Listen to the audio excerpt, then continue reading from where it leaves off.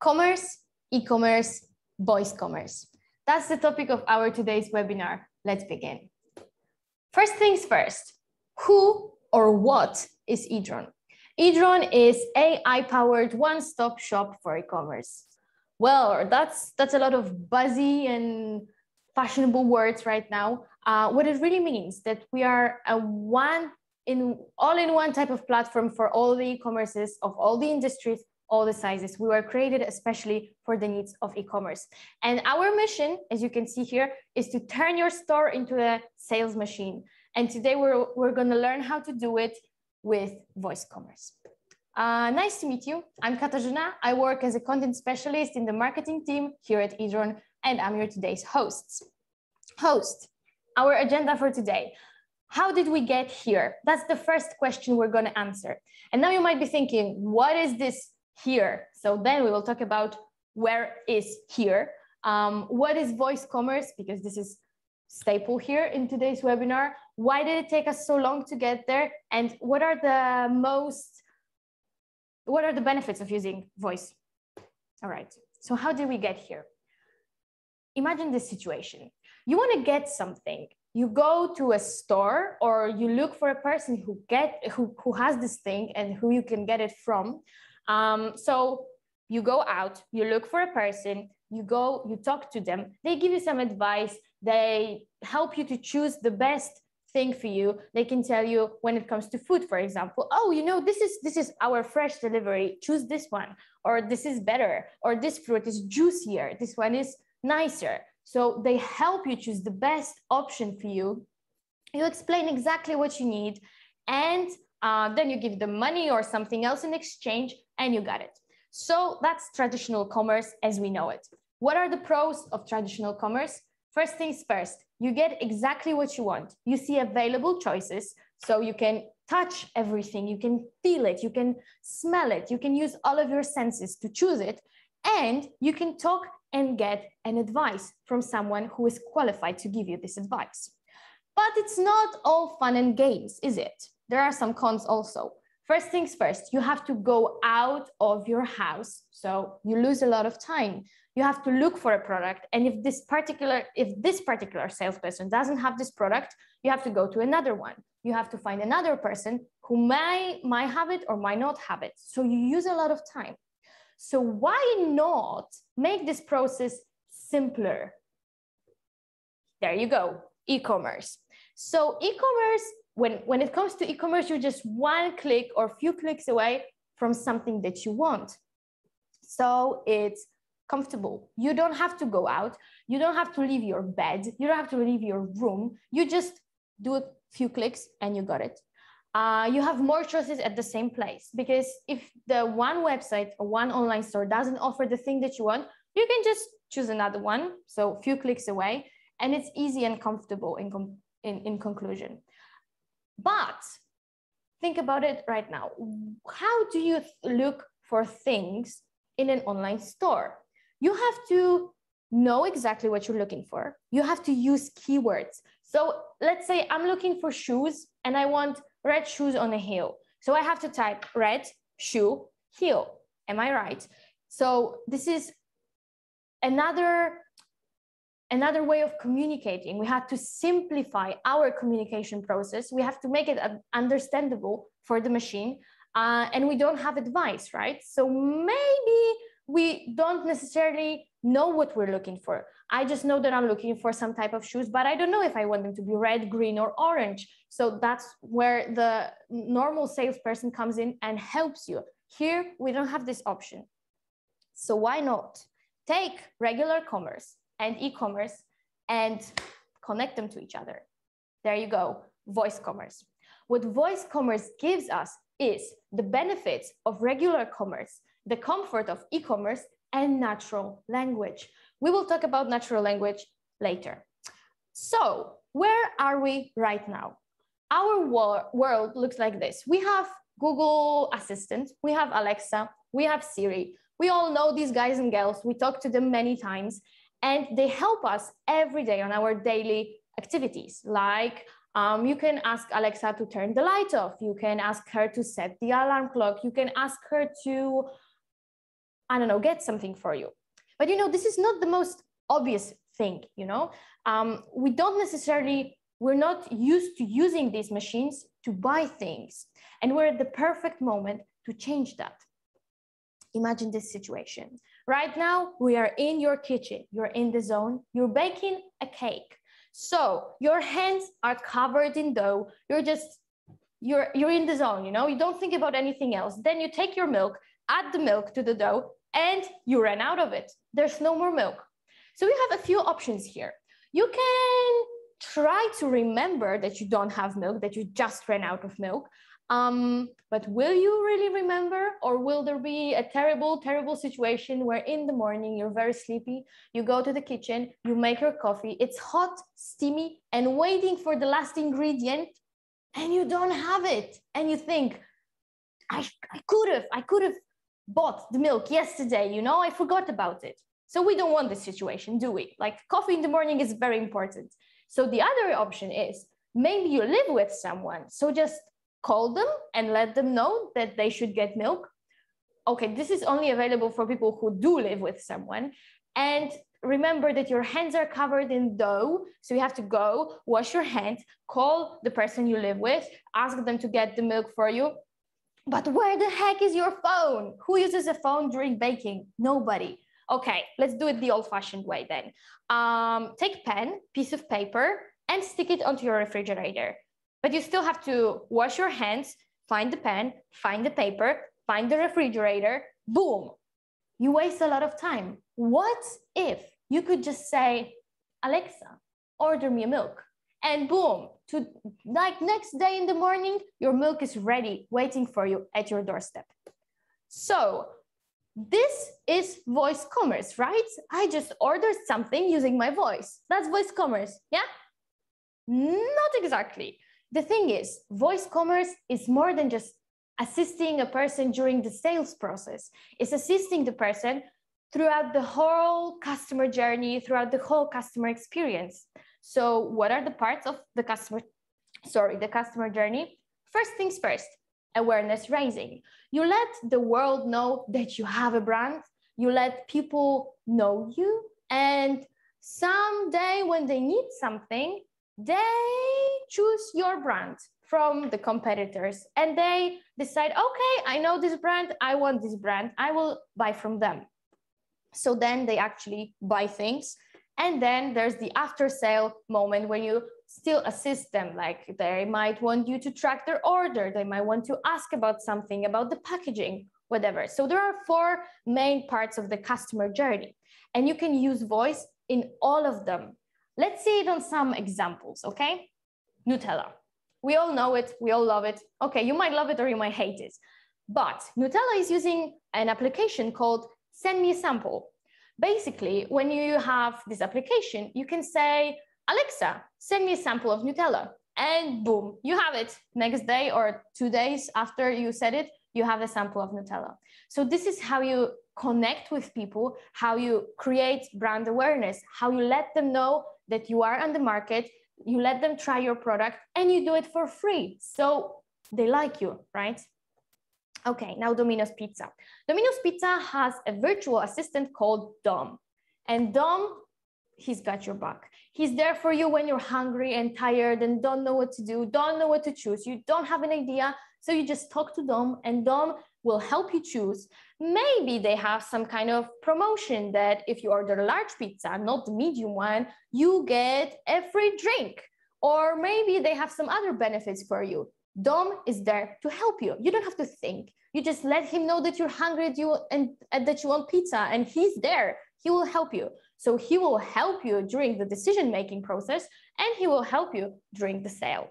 And now let's talk about Nike. We all know this famous stick. We all seen it 1,000 times. So Nike is a well-known, respected brand. And now, thanks to Nike Coach, who or which is their intelligent assistant, the brand has voice.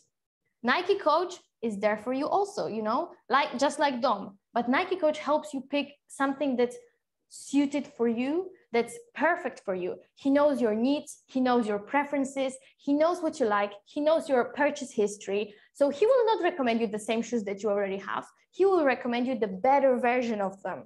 He knows what sports you do, so he won't recommend you swimming things if you do horse riding, right? So this is also a great thing because people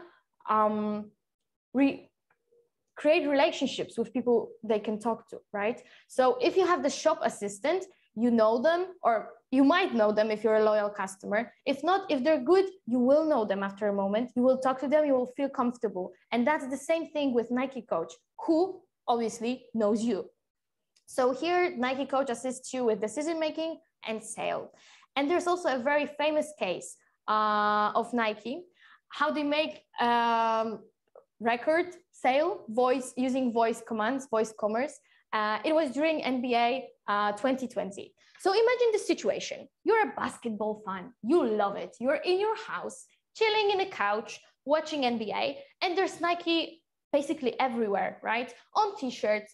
Nike is the sponsor of the event. So there's a lot of Nike symbol, Nike sign everywhere. So you already have it somewhere in the back of your head. Also, the basketball players are wearing Nike shoes. So what Nike thought about was, why not making our sneaker drop during NBA? So basketball's wearing Nike shoes, and you can get the same shoes that they're wearing at the same moment that you're watching it. So there's a commercial break and there's an advertisement, and the advertisement is ended with words, order your sneakers. And you have your voice assistant right next to you and you order the sneakers. Do you think it was a successful campaign? I think you think so. It sold out in 6 minutes. The whole drop of these shoes sold out in 6 minutes. So here are the examples, real life examples that you can see how voice commerce works. Now, let's talk about reversed history of interfaces and some basic things we should know. So how do we as humans communicate? We started communicating with our voice. We started talking to each other, speaking. Then some guy thought, why not to paint some things on the walls of the cave? Maybe also hieroglyphs. This is also a pretty cool thing to do. And then after graphic interfaces comes the writing at the end. So let's remind it. Talking, graphics, writing. And how does this thing work with computers? As you might have thought, the exact way around. That's right. So we start with writing, typing things for our computers so they understand us. Then we create buttons and pictures and graphic interfaces. And then at the end, they learn how to talk. That's illogical, right? Why is it like that? Why did it take us so long to teach artificial intelligence that can play chess more than me, this is not impressive. It can play chess better than world champions, you know? It can calculate such long and complicated mathematical equations, anything. Why is it not talking yet, you know? How long does it take for an average human being to learn how to talk? About 2 years, I think. My son is 2 years old and he can understand most of the things I'm saying to him, and he talks. He can say words back to me. So why can the artificial intelligence know the words? Why are machines so intelligent yet so dumb at the same time? This is the question we ask ourselves a lot, don't we? So Moravec's paradox explains this to us in a simple way. The thing is, think about it. If you wanted to learn how to talk, it was simple for you, because this is the ability that we as humans trained for literally millions of years. So we don't have to think about talking. We don't have to think about how to do it, the steps to do it. No, we just learn how to do it and we know how to do it. Also, language understanding requires a lot of computing power and a lot of data. And the computers weren't that advanced back in the day. So they're advanced now. And the computers that can do natural language processing are available even if you're not a professional, even if you're not an academical professor or researcher. So basically, Moravec's paradox explains that things that are easy for humans are difficult for machines because they are the most difficult to program. Okay, now, since we know how it started, where it's going, what happened, let's talk about what are the benefits of using voice. First, it's simple and it's fast. It's comfortable. It's a handless experience. You just take, or you don't even have to take it. You can just speak and it works. It's the most natural thing to use. We feel comfortable using voice. We create relationships using voice. Our emotions, we speak our emotions thanks to voice. So it's just the most natural thing to do. And we will tell you more when we can speak in comparison to like using just the keywords, right? We trust the person we're talking to, or we have a significant relationship with them. It doesn't require the ability to write. That's the most important thing. Think about India, where people cannot write, but they can afford smartphones. So now they can use them thanks to the voice, right? Multitasking, you can do a lot of things. If you're driving a car, you will not write a message, but you can say it, right? And it will be recorded and it's good. Simpler UI resulting in better UX. So it's natural for us, it's simple, it's fast, so it's a simpler UI, and it's quicker, so we get a better UX. Natural language, which basically means that we speak our minds, we speak our hearts, we speak our emotions, we speak what we think. And this is an important zero-party data because these are the informations that are given to us by users directly. So they don't require any law registrations, anything. They're compatible with law registrations because people give us the information for free and willingly. Okay, now let's talk about the difference in understanding words, which is TTS and AVR, and understanding the meaning of the words. So it's a different thing to understand the words, process them, and then know what these words are. And it's a different thing to understand the words, understand the context, the cultural background. So let's imagine this situation. I want to buy a dress for my brother's wedding. So I am not sure what I want. Maybe I want to buy a suit. Maybe I want to buy trousers. Maybe I want to buy something else. You know, I'm eccentric. I don't need a dress. So I go to a shop and I talk to a friendly shop assistant that's willing to help me. And I tell them, look, I'm looking for an outfit for a wedding. I am not a bride and I don't really know what I want. So the shop assistant will help me, will show me my options, will ask me if I wanted short, if I wanted long, if I wanted minimalistic, or if I wanted filled with feathers, glitter, and ruffles and everything. And they will ask about the color. They will see me also, right? So they see what looks good on me and what looks bad on me, what's my complexion, what's my size, etc., etc. So now we might have landed on something I didn't even think about coming to the shop, because I thought I want a dress or a suit. But maybe I got something totally different, like two-piece set, like a blouse and a skirt, and it looks fabulous and I will feel amazing. But this is thanks to the shop assistant, thanks to the advice, thanks to the talk that I just performed. So imagine telling this to your Alexa. Hey, Alexa, can I get a dress? I am not a bride. It's for wedding, but I'm not a bride. And I don't really know what I want. What will be Alexa's answer? I don't know, but she'll probably be confused, right? So here you see it. We need context, the cultural background, because I am not a bride implies that I don't want a bridal dress. I don't want anything white because it's usually what you don't wear to a wedding. So this is more complex. And yeah, there you have it. Thank you. This is yeah. Yeah, there we have it. Thank you so much for your participation and your attention. And I hope you understand more why voice commerce is the future and why is it so important. And thank you so much.